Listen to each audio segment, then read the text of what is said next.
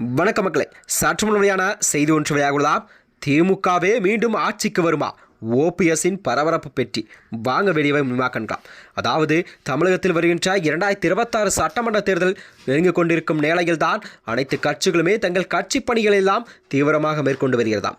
அந்த வகையில்தான் ஆளும் அரசான திமுக அரசோ மீண்டும் ஆட்சியை பிடித்துவிடும் நிலைப்பாட்டில்தான் அதற்கான வேலைகள் எல்லாம் ஸ்டாலின் அவர்கள் ஓரணியில் தமிழ்நாடு என்ற பெயரில் தமிழகம் முழுவதுமே தனது பரப்புரையை மேற்கொண்டு வருகிறார். அந்த வகையில்தான் சிவகங்கை மாவட்டம் காளையங்கோவில் உள்ள மருதுபாண்டியர் நினைவிடத்தில் தான் நடைபெற்ற குருபூஜை முன்னிட்டு முன்னாள் முதலமைச்சர் ஓ பன்னீர்செல்வம் அவர்கள் இன்று மரியாதை செலுத்தினாராம்.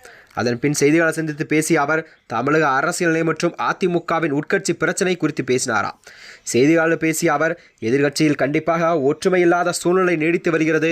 இந்த நிலை நீடித்தால் கண்டிப்பாக வர இருக்கும் 2026 சட்டமன்ற தேர்தலான தமிழகத்தில் கண்டிப்பாக திமுக தான் மீண்டும் வெற்றி பெறும் ஆட்சிக்கு வரும் என்று பொதுமக்கள் கூறுகிறார்கள். அதாவது யாருடைய அரசியல் வாழ்க்கையும் ஒரு பிரகாசமாகவே இருப்பது என்பது மக்களின் கையில் தான் உள்ளது என்று ஓபிஎஸ் அவர்கள் கூறியிருக்கிறார். அதனைத் தொடர்ந்து அதிமுகவின் உட்கட்சி பூசல் குறித்து பேசிய ஓபிஎஸ் அதிமுக கண்டிப்பாக ஒன்றிணைய வேண்டும் என்பதே நமது முதன்மை நோக்கம் என்று அவர் கூறிய இந்த செய்தி அரசியல் வட்டாரத்திலே ஒரு பேசும் பொருளாக பார்க்கப்படுகிறதா. மேலும் அவர் எம்ஜிஆர் அதிமுகவை தொடங்கி வைப்பது கூட தொண்டர்கள் தான் பொதுச்செயலாளராக தேர்ந்தெடுக்கப்பட வேண்டும் என்று சட்ட விதியை கொண்டு வந்தார். இதை எக்காரணம் கொண்டும் மாற்றக்கூடாது என்று சட்ட விதியை எம்ஜிஆரே உருவாக்கினார்.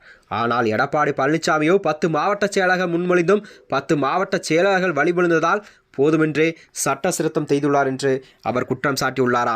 அது மட்டுமின்றி அவர் கூறியதாவது, எடப்பாடி பழனிசாமியின் இந்த சட்ட திருத்தத்தை எதிர்த்துதான் நாங்கள் கண்டிப்பாக தாக்கல் செய்ய வழக்கு தற்போது சென்னை சிவில் நீதிமன்றங்கள் விசாரணையில் இருப்பதாகவும் அந்த வழக்கு கண்டிப்பாக சாதகமான இறுதி தீர்ப்பை எதிர்பார்த்துதான் நாங்கள் காத்து கொண்டிருக்கோம் என்று ஓபிஎஸ் அவர்கள் கூறியிருக்கிறார். அது மட்டுமின்றி ஓபிஎஸ் கூறியதாவது, அதிமுகவிலிருந்து பிரிந்து சென்றவர்களை கண்டிப்பாக ஒன்றிணைக்க வேண்டும்.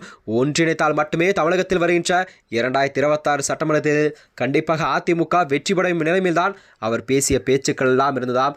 அது மட்டுமின்றி செங்கோட்டையன் போன்ற மூத்த தலைவர்களெல்லாம் கண்டிப்பாக அதிமுக இணைக்க வேண்டும் என்பதே எனது கருத்து என்றும் ஓபிஎஸ் அவர்கள் தெரிவித்திருந்தார். சசிகலா, டிடிவி தினகரன், செங்கோட்டையன், ஓபிஎஸ் போன்றோரெல்லாம் வருகின்ற 2026 சட்டமன்ற தேர்தலில் கண்டிப்பாக யாருடன் கூட்டணி அமைக்கப் போகிறார்களா இல்லது தனிக்கட்சி எதுவும் ஆரம்பிக்கப் போகிறார் என்ற நிலைப்பாட்டில்தான் மக்களிடம் அவர்களிடம் ஒரு கேள்விக்குறியாகவே இருந்து வருகிறதா.